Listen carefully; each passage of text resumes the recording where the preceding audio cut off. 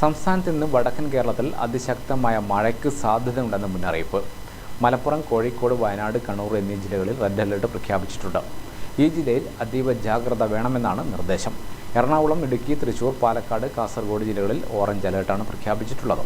പത്തനംതിട്ട, ആലപ്പുഴ, കോട്ടയം ജില്ലകളിൽ യെല്ലോ അലർട്ടും പ്രഖ്യാപിച്ചിട്ടുണ്ട്. മലയോര മേഖലകളിൽ പ്രത്യേക ശ്രദ്ധ വേണം. കേരള തീരത്ത് മത്സ്യബന്ധനത്തിന് വിലക്ക് തുടരുകയാണ്.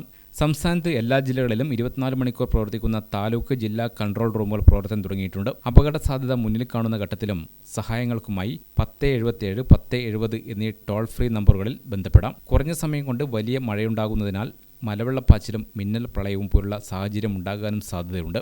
നഗരപ്രദേശങ്ങളിലും പൊതുവെ താഴ്ന്ന പ്രദേശങ്ങളിലും വെള്ളക്കെട്ട് രൂപപ്പെടാം.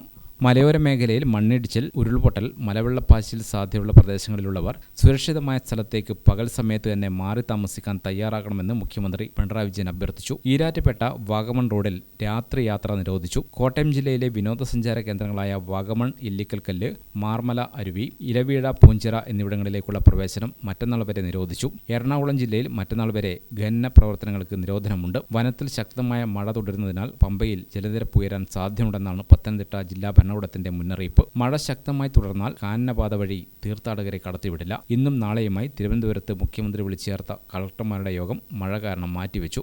News desk Gramika news.